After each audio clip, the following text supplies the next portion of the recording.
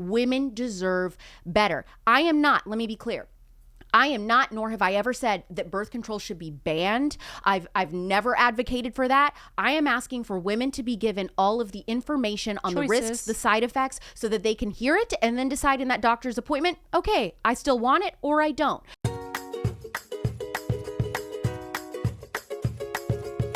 All right, welcome back, Heal Squad. If you thought part one was great, today you are going to hear Alex Clark. Of course, she is the host of Culture Apothecary. Dive deeper into some hot topics that she's not afraid to speak on, whether it's birth control or the sneaky ways big corporations are manipulating us and our health. We are going to get deep on all of this. And she's going to share how her views on the politics of wellness intersect with all of this. Enjoy. Alex, you were part of that roundtable. I want to get into birth control and all this in a minute. But first, what were your biggest things that you learned at that roundtable that have helped you? I will tell you, just hearing about all the dyes, because I feel like I'd heard a little bit of it a long time ago. But hearing the dyes has really made me aware to the point where I was in New York and my blood sugar was tanking and I was in an elevator and I'm like, oh my God, what am I going to do? I have type 1. Okay. And so it wasn't like just a normal person's tanking. I was like, this is not good. And all I had was one pink starburst in my purse.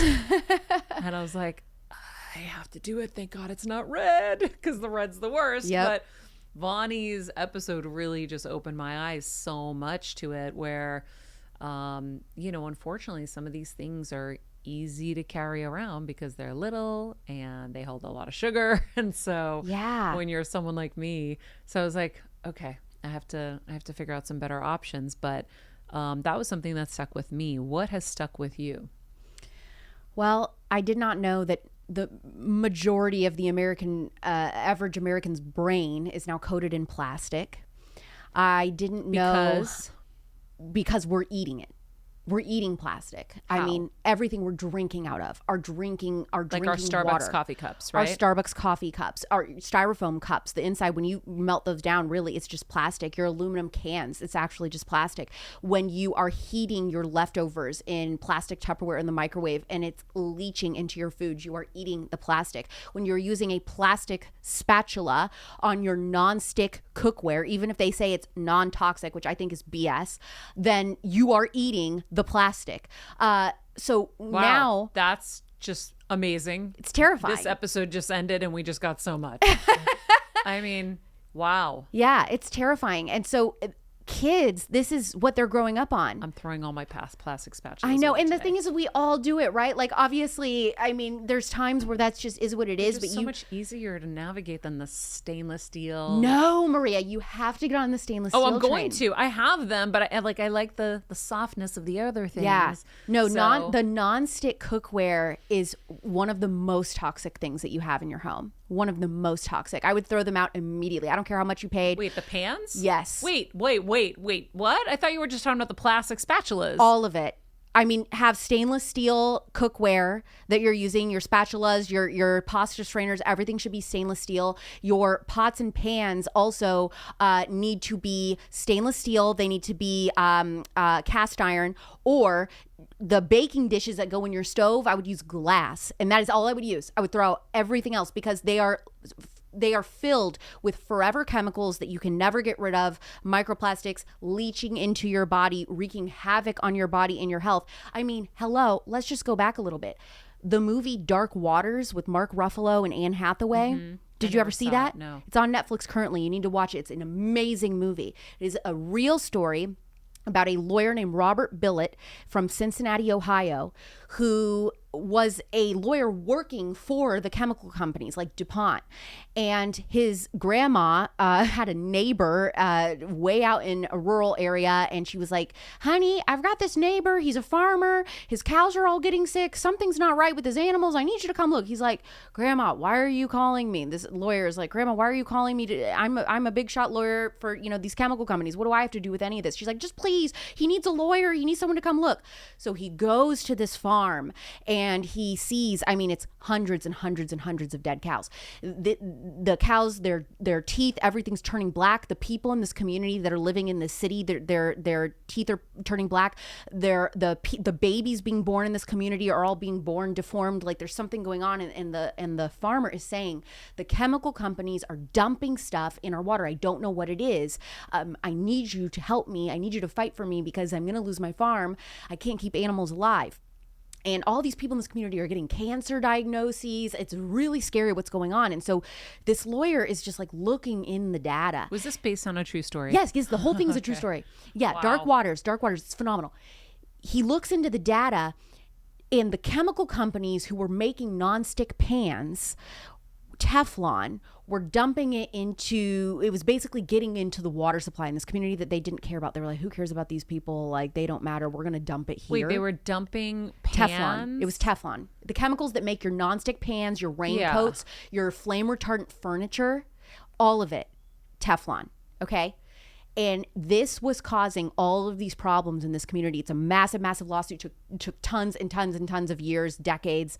But it's a real story, and Mark Ruffalo plays the lawyer, and it's phenomenal. But anyway, that movie will radicalize you. If you're not already radicalized on nonstick pans, you will never use them again. You will not touch them. You will not let your kids going off to college, your air fryer coated in plastic, get a stainless steel air fryer. Wow. And never use a plastic liner in your crock pot, ever. Because that is melting into your food that you're cooking. Yeah, I've never used that. Yeah. But ceramic is okay. Ceramic, I would just be careful. I'm telling you, it's not hard. It's a learning curve. It's not hard to use stainless steel. I didn't like my stainless steel pan. The my point eggs is, would stick no matter what I did, and I hated it because you're not heating it up hot. You're not letting it get hot enough. So the trick is, you want to get hot enough, drop some water. If the water becomes like this little bubble and it just like it bounces around real fast, it's ready. It's ready for your egg, and it's not going to stick. Okay. All right. Well, wow. Okay. Guys, it just gets deeper and deeper. I mean, here's the thing, like, we have just continued to manufacture things and go more and more against the natural grain. And so we just make things and we don't question them. It's like, oh my God, look at these new, things that are available to us, and new devices and new this and new that. And by the way, all of these things are generally harmful. And also, whether it's your AirPods or whatever it is, like, we have to be questioning everything. We have to question. You cannot rely on the companies, the government, to tell you what is safe or not safe. DuPont knew what Teflon did to people. They had women on their assembly line. Is DuPont like a chemical company? Okay. They knew that Teflon caused birth defects, cancer. They had women on their assembly line giving birth to deformed babies. They hid the photographs of the babies. They hid all of the data, the documents, and then we're still selling these pans to the public. So it's another one of those situations, just like OxyContin. They knew what the data showed. They understood it was harmful to human beings. They still sold it. You have to remember that money, greed, it's the root of all evil. That is very true. That's the thing that's hard for people to believe. It's hard for people to believe. Listen, we also all grew up with fairy tales, right? Where someone's going to come rescue us, someone's going to save us. And we've been told the government's there to protect us and all of these things. And I think it's really hard for a lot of us to like open our eyes and realize, you are Dorothy and the Wizard of Oz. Like, you have the power. It's all in you, and you are the one, no one else. No one's coming to rescue you. Santa Claus isn't showing up. Even like, look at these hurricanes. People are like begging for help. And I mean, listen, whatever. I don't know what's going on, but it seems like a lot of people are having a hard time getting the help that they need.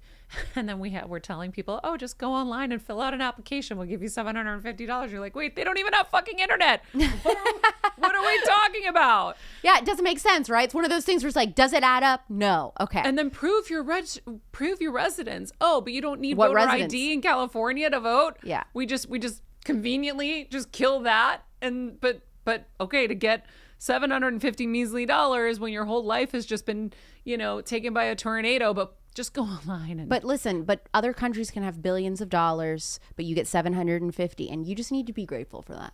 It's pretty wild. So like the thing is unfortunately, I've been telling people forever, we have to be the CEO of our health. You can't farm anything out. You can't farm out your finances. You need to have a baseline education even in your finances, even in your health. You have to know that no one's really out there to have your best interests at heart other than you. And you know what? This is so unpolitically correct to say, but F it, whatever. The truth is, who is making, look, this is not about, okay, the feminists are going to get up in arms about this, but just hear me out on this. Who is on average the person making these day-to-day decisions about what your kids are eating, etc.? It is usually the woman, right? Mm-hmm. And so we have a duty. It is really important as women. We do need to know how to cook. We do need to understand nutrition at a young age. We do need to understand the dangers of birth control or, the benefits of breastfeeding. These are things that we should be talking about with girls in high school before you even go to college. You know, the different types of decisions that women might make as far as career or lack thereof, or college or not going to college. If we were honest with women about, what it really takes raising a family, and how a lot of us will feel burnt out trying to do both full throttle at all times. Mm-hmm. The truth is you can do it all. Right? As women, we can do it all, but not at the same time. That's a truth that society doesn't want to tell us. That you need to be strategic. You really need to use those years, your younger years, your early 20s, learning these skills that are going to be beneficial to your kids, your family, your lineage one day, and not rely on other people like, oh, I'm 9 months pregnant. Maybe now I should start looking into a baby formula. Oh, wait, well, I didn't realize that there's so many benefits to breastfeeding. Oh, I didn't realize that every single baby formula has soy and seed oils in it. Well, what does that mean? Now, where am I supposed to get it? I mean, these are things like we wait too long. We're told that we have all the time in the world, and we really don't. But nobody wants to say that to women. I do on my show, but not enough people talk about that. People are scared. That's because the system is not set up to support us, and the way that roles have lined up for women is just really fucking hard. It's hard for a woman because we are expected to do everything and be amazing at it. We're supposed to be fucking superwoman and, oh yeah, plan the vacation if you can even afford a vacation, and, take care of everybody's health and make sure you feed everybody and make sure you do all the laundry and go to work. Oh, by the way, make sure you get gas. And when the world changed and women entered the workforce, right? Nothing was taken off the woman's plate. She still had to do everything she was doing and then go get a job and contribute to the now two-income household. Men are never asked, how do you juggle everything? Not one man has ever been like to another man, how do you juggle everything, Bob? That doesn't fucking happen to men. But it does to women because we are doing everything. And then on top of it, and I was ranting about this before fucking Barbie, you gotta be beautiful, you gotta be skinny, you gotta have your fashion, you gotta get your nails done, you gotta get your eyelash extensions and your Botox and your facials, and you gotta get your gym in. And try adding up the hours it takes to be a modern woman, and then add the work, and then add the family, and then add the husband.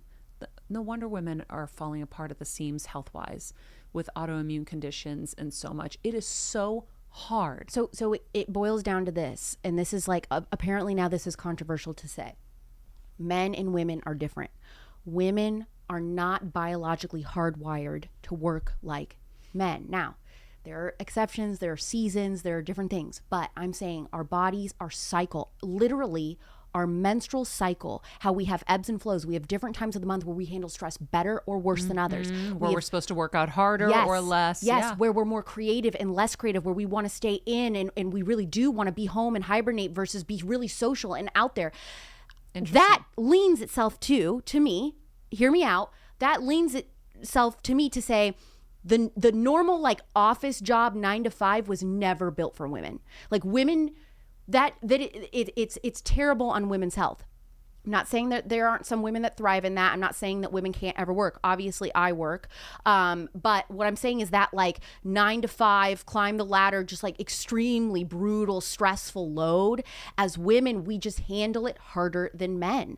And that's just a biological reality, I think. Never thought about it like that. That's interesting. Yeah, I just think our cycle proves that, but to some people, they're going to hear that and think that's unbelievably sexist to say. I'm like, is it sexist? It's just how our bodies were made. Well, if you listen to our episodes with Elisa VT on this show, she's really been wonderful at educating us on our cycle and how like sometimes you're supposed to do lighter cardio workouts. Other times is really good for cardio and different foods you're supposed to eat and the way you're supposed to kind of attack everything.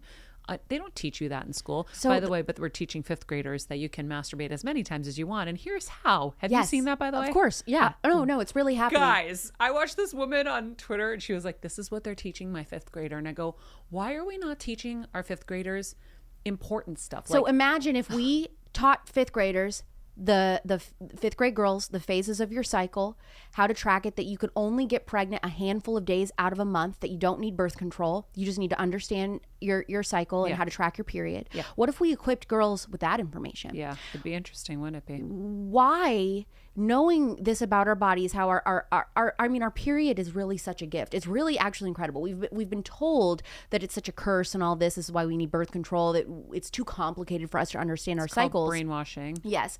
But the real reason is they wanted more bodies in the workforce. That was the whole thing. They didn't really care about us. It wasn't really about women's rights, blah, blah, blah. It was always about getting more bodies in the workforce. And I also want to draw attention to this. And this is interesting because when I started talking as a conservative about birth control and the dangers of birth control, you know who actually reached out and was not very happy is Ricki Lake. Really? She said, I've been covering this for years. Like, I deserve credit for this. And I was like, I'm not taking credit for this because, it's not, the birth control conversation is interesting. So when I talk about it. That's so interesting. Yeah, so nobody else can talk about it? I love Ricki. That doesn't sound like Ricki. It's somebody running the movie social media, I guess. It was just like, well, we've been fighting this fight for a really long time, kind of a like give credit to us type of a thing. And I'm like, I've told everyone to watch your movie. I think the film is fantastic. So is The Business of Being Born. Oh my God, yes. Phenomenal. I mean, she does amazing documentaries. I agree with all of that. But I've also said from the beginning too, so it's interesting, when I speak out against birth control, the media says it's right-wing extremism, that I'm, anti-woman, whatever. But it wasn't conservatives who first started this conversation. The birth control conversation was started by liberal feminists in the 1970s. We had been experimented on at that point for about 10 years. They were seeing unbelievable health impacts, negative health impacts, and they went to I just got the chills. Really? Yeah. It was a group of feminist liberal women. They were probably college age at that point, and they went to this Senate hearing, and it was all these pharma people, and they said, how dare you have women be your guinea pigs? We are sicker than we've ever been. There's something not right with this pill. There's something you're not telling us. And I have chills all the way down my body. Do you guys in the booth? I'm like, because I have the chills all the way down my body here. Oh no, this is horrifying. I mean, Matrix, as a man, are you horrified? Oh, well, it gets worse. Horrified. So okay, these women, they speak up and they say, there's something you're not telling us about the side effects of this pill. And they are kicked out of the hearing. I can't believe in the 70s they were doing this. Yes, in the 70s, they said women need to know, you guys are not telling us the truth. So because of that hearing and those women, the one thing, they were kicked out and they said, like, be quiet, you can't speak in here anymore, because they were raising a ruckus. But also, that is the reason we have the insert in birth control, is because of those women. So you could read the warning label if you wanted to, but there was no warning label on birth control. Yeah. There was no list of side effects anywhere until they said, there's something not right, you need to at least tell us some of the side effects. So then now we have this humongous, it like comes out like a newspaper, it's massive, it's bigger than you, and it has all of the side effects on there. It's because of them, but we didn't have it before. But the history of how we got the birth control pill is what's really juicy. And even Ricki, who totally disagrees with me politically, okay, she's very, very classical liberal feminist, she really disagrees with me on a lot. But what she got right is that... Stand by. Cliffhanger. Macy's, friends, this holiday season is on a mission to empower young people across the nation through mentorship. So from November 1st to December 24th, we're partnering with Big Brothers, Big Sisters to provide transformational one-on-one relationships for children under-resourced families. Sorry, that just flew by. I can't read it. From November 1st to December 24th, we're partnering with Big Brothers, Big Sisters to provide transformational one-on-one relationships for children in under-resourced families. Your support can make a real difference, so join us in this incredible effort by rounding up your purchase in-store or donating online, friends.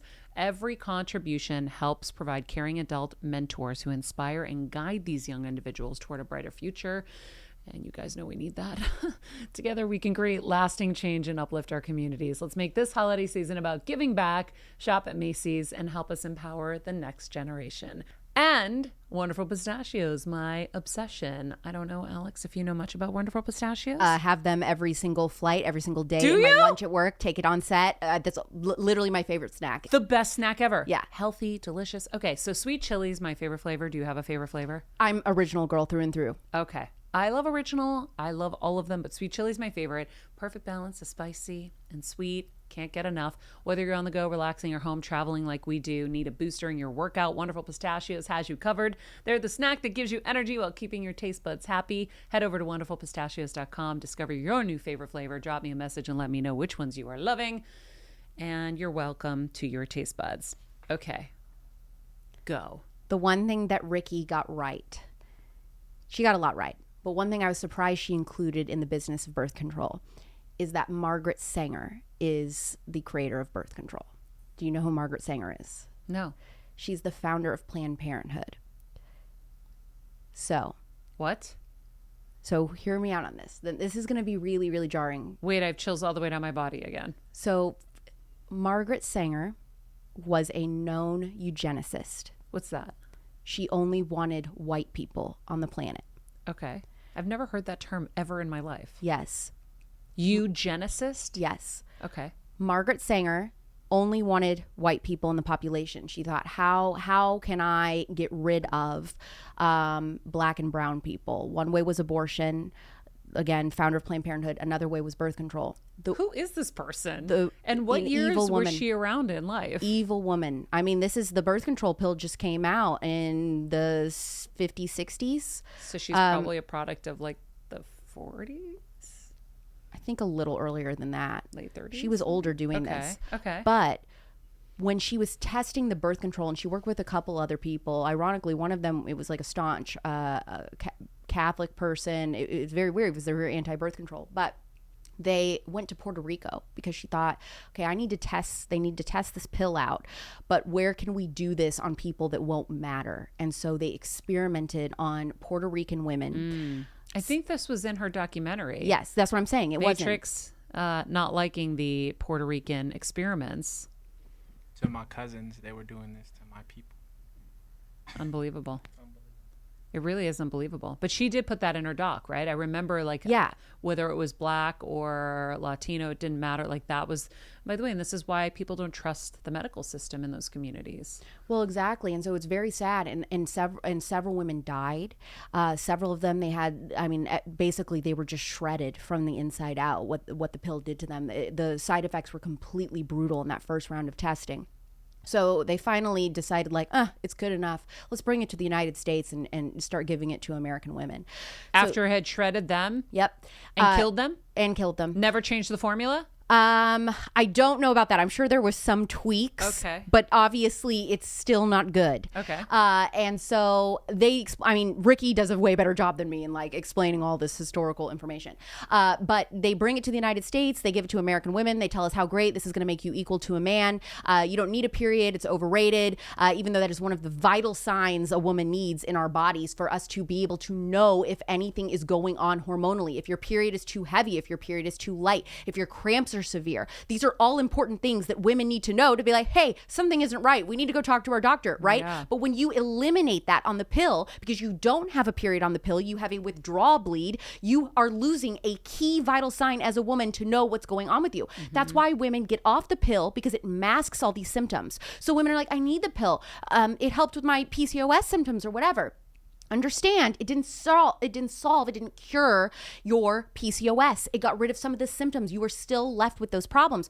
And so what's happening is women are on this pill. By the way, it was always only supposed to be temporary. It was never supposed to be something that we were on for decades and decades. And so we're getting off of it, and we're having trouble then because we're finding, oh, well, now I'm ready to have a family. I'm ready to have a baby. Oh, wait, I have this fertility issue. I have this hormonal issue. And then it takes years, at that point to fix that, to then try to have a baby. But then we're waiting too long, because what we're told by big fertility, by the way, is that you can just wait till whenever to have a baby, which is not guaranteed. Well, no, because then they make so much money on IVF. Exactly. So what I'm telling you is who is benefiting from telling you put your career first in your 20s and worry about a family later. Just stay on birth control. It'll make your life easier. Oh, the birth control messed things up for you? Well, don't worry. We have a solution. It's called IVF. It's going to cost you tens of thousands of dollars. Keep but making that's us okay. more and more rich. And don't forget, you may not get pregnant from the IVF. It's not a guarantee. So what I'm telling you is, and let me pump you with more hormones to do another round. Yes,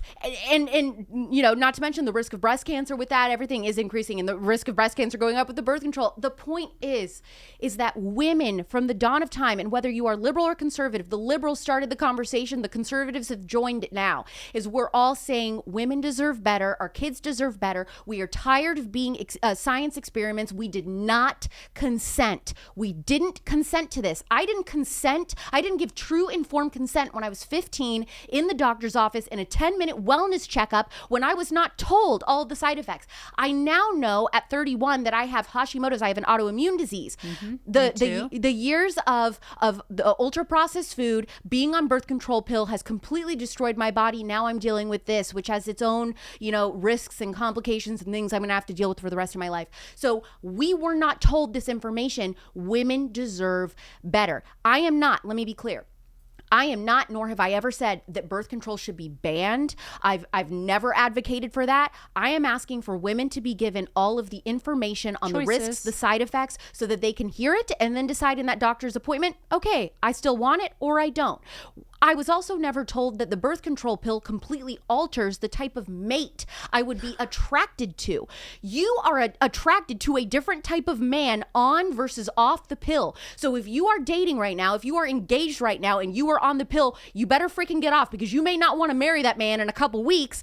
You may change your mind. When you get off it to have a baby, you're going to be like, wait, who is this guy? Exactly. And that's happening to women all over the world. Yeah, I think we did do the episode with Ricky. I'm like now remembering. And she taught us about that too. And I was like, wait, what? It's crazy. And you wonder why we have this, I don't know if you've noticed this, but Gen Z especially, younger age groups of women, they seem to go for girlier, more feminine men. Mm-hmm.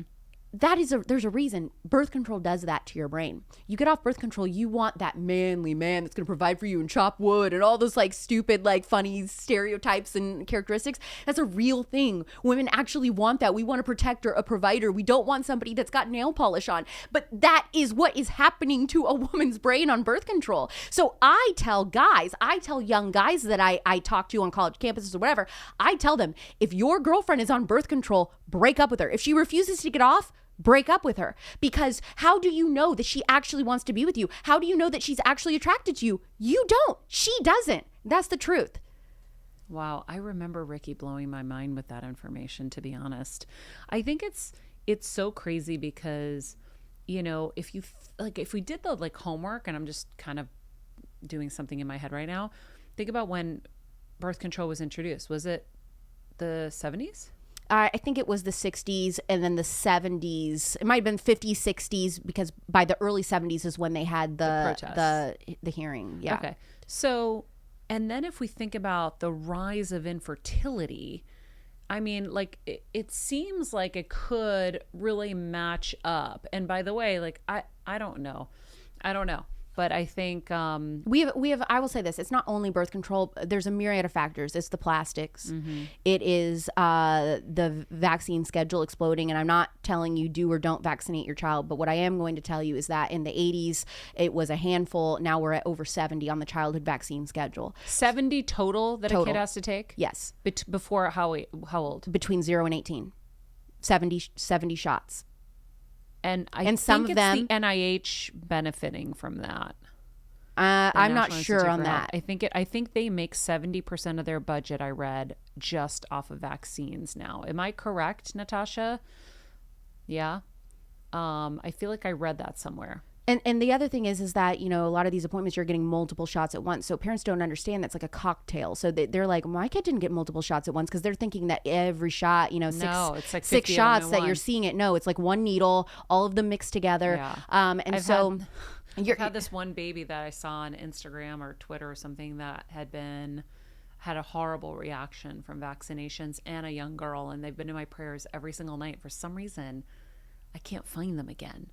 I don't know whether they've happens. just censored the information or what, but I've literally had baby Fox, and then this other girl, she was this beautiful girl, and then all of a sudden she got these vaccines that they wanted me to do after my spleen surgery. I mean, I'll just say it, that, you know, when they took the tail of my pancreas for the pancreas tumor, they took the spleen because you're afraid that it traveled into the spleen. And I had a really hard time with it because I knew I was fine. I knew it hadn't spread, but you have a baby coming and you're like, I got to do the safe thing because I can't be having another surgery, you know, 3 months later, and now the cancer is spread everywhere. So I took it out. But you're supposed to do these vaccines. And so I dutifully went to the first round, and it's like meningitis and like a few things, because now your immune system that like runs through there, whatever, is like no longer.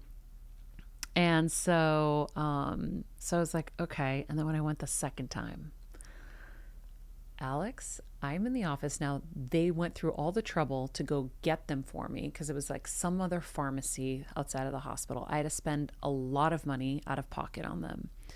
They brought them in, and I'm sitting there, and my whole body was screaming, don't.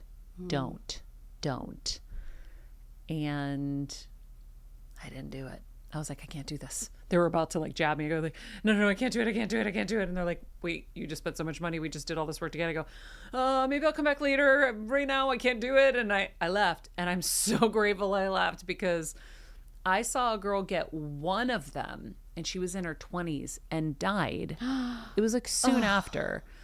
And you know, who knows what her story was and what her body was dealing with. So I can't make assumptions. I just saw that and was like, okay, maybe this is my confirmation for me personally that this was a good move. Here's what I think is juicy. What's the rhetoric in culture and online today, right? It's that conservatives are crazy, nut job, anti-vaxxers, right? So let me just say something to you.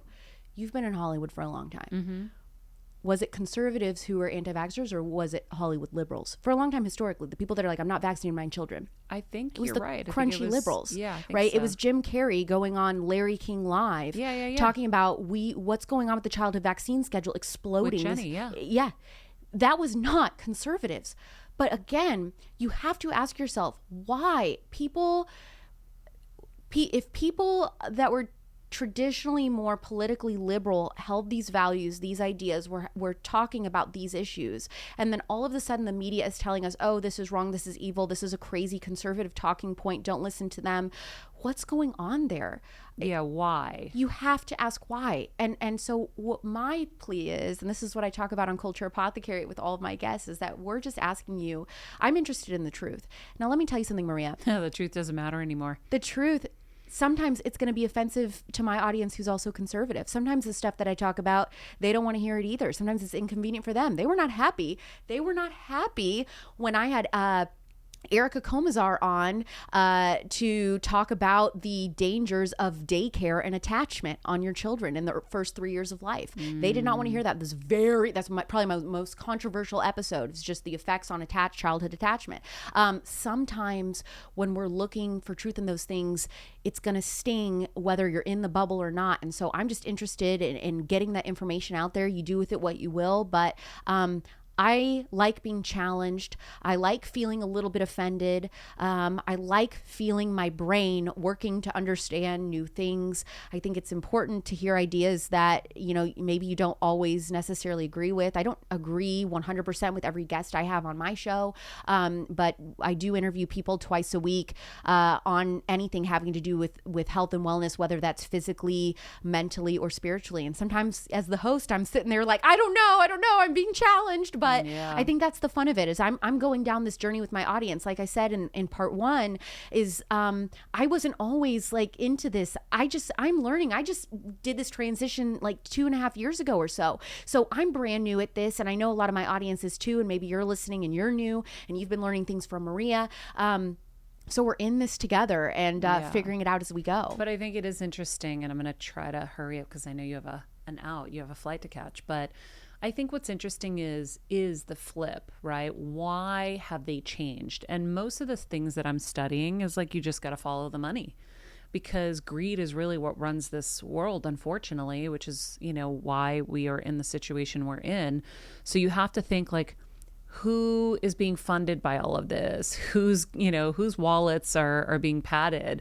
And you have to be really, really careful and learn all of that. That's the thing that's really, really scary and challenging. And when you talk about, the daycare and all of that stuff, I think, again, it goes back to what I was saying. It's hard because women have a really hard time, and we have been accustomed now to a certain lifestyle where everything is normalized, where it's daycare is normalized, vaccines are normalized at the abundant level that they're at, and okay, so what I would say to that, shit food is normalized. How are we doing as women? So we got everything we wanted. We got free unattached sex. We got boss babe working 9 to 5 or overtime.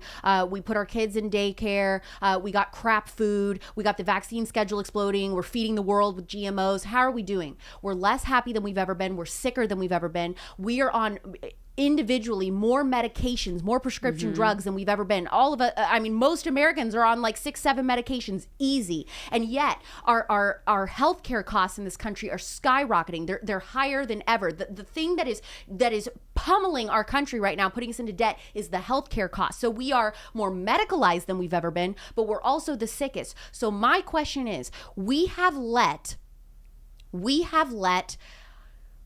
these movements tell women what was best for us for the last 50 years. Are we better? Are we better? That is for you to answer, and think about that as we enter this election. We've given them 50 years to experiment. How has it been going? Yeah. But the thing is women are going to feel shame because they're doing the best that they can Shame under the is circumstances. good. We should feel shame. Here's but why. what has to happen is the system has to change to help women to be able to do things in the way they want to do it. And I'm fighting for that too. We're fighting for that. Yeah. But the shame, the guilt of like, well, great. So now I'm feeling like I'm not as good of a mom, or I'm doing this wrong, or I'm feeding my kids on a nonstick pan. And, oh my gosh, it's like, okay, but that is a tool. We need that. We need that feeling to tell us something is wrong. We need to change. That's very important not to ignore, because we always tell women, right? And my mom friends deal with this all the time, is that that's mom shaming, or that's guilt. You need to just ignore it, push through. When it feels wrong, dropping your kid off at daycare and they're screaming and you're walking away and something in you feels like that's not right to drop my baby off, don't ignore it. They're telling you to ignore it as a woman and like it'll just go.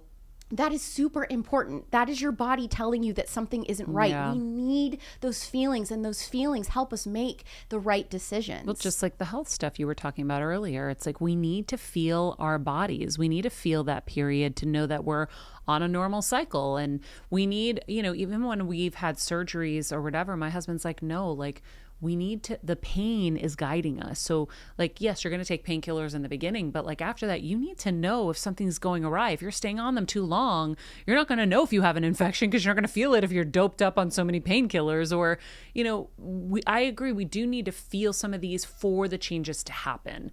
I'm just giving the other side of why it's so hard to hear it.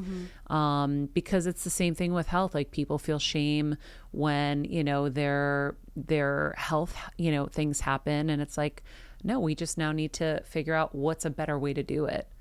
Yeah, absolutely. No, I think there's a lot of common ground. I think there will be things on my show that challenge you. I think there's going to be a lot of things that I talk about that you would agree with. But it's 2 different guests every week, Mondays and Thursday nights, 6 p.m. Pacific, 9 p.m. Eastern. We release new episodes. Are you totally live? Different guests. No, we're not live. Okay. No, we're taped. But it's always something different. So if you don't like one episode, you're definitely going to like a guest on another episode. Yeah. And like I said, it's anything that could fall within the realm of spiritual physical or mental health. So I say Culture Apothecary because every guest is bringing their own unique remedy to heal a sick culture. Apothecary was the original place you went to for natural healing. So that's my show, and you can find it anywhere you get your podcast, any platform, and on YouTube, Real Alex Clark, and I'm on Instagram at Real Alex Clark. I love it. We'll put all that inside the description of this episode. Alex, thank you so much. This was such a great conversation. I'm literally leaving this studio.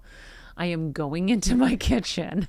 You're going to look up the history of birth control? And I'm making shit happen. No, I got off that years ago. Thank God. Oh, okay. So you're going to throw out your nonstick My cookware. nonstick spatulas and whatever. I'm going to have a good conversation First in there. binge Dark Waters on Netflix. Binge that tonight. Oh my God. With your family. It's so hard when you have a baby. We need to go to bed at 8:00. Yeah.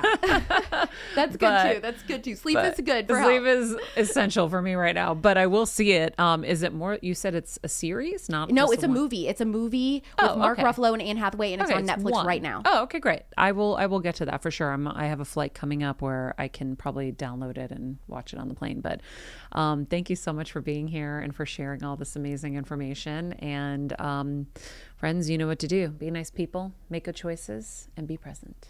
Hey, Heal Squad. We have been on quite the journey together, and we're hearing from so many of you just how much this show is helping you heal and get better, and it makes us feel so good. We love, love, love it, and we just ask that you don't keep it to yourself. Spread the message and share the show or your favorite episode with your friends. And if you want to help us even more, you can leave us a 5-star rating and a comment on Apple Podcasts or Spotify, and follow us on Instagram at Heal Squad. You can also DM us anytime because we love connecting with you. And finally, you can also join us on Patreon for our monthly live heal events with world-class healers and ad-free episodes exclusive only to Patreon and our Super Heal Squad for as little as $10 a month. So go to patreon.com/Heal Squad to join. Getting better isn't easy, friends, but as I say all the time, it's a whole lot easier if we can do it together. We love you all so much, and we love doing this thing called life with you. This podcast and all related content published or distributed by or on behalf of Maria Menounos or mariamenounos.com is for informational purposes only and may include information that is general in nature and that is not specific to you. Any information or opinions expressed or contained herein are not intended to serve as or replace medical advice, nor to diagnose, prescribe, or treat any disease, condition, illness, or injury, and you should consult the healthcare professional of your choice regarding all matters concerning your health, including before beginning any exercise, weight loss, or healthcare program. If you have or suspect you may have a healthcare emergency, please contact a qualified healthcare professional for treatment. Any information or opinions provided by a guest expert or host featured within website or on company's podcast are their own, not those of Maria Menounos or the company. Accordingly, Maria Menounos and the company cannot be responsible for any results or consequences or actions you may take based on information or opinions.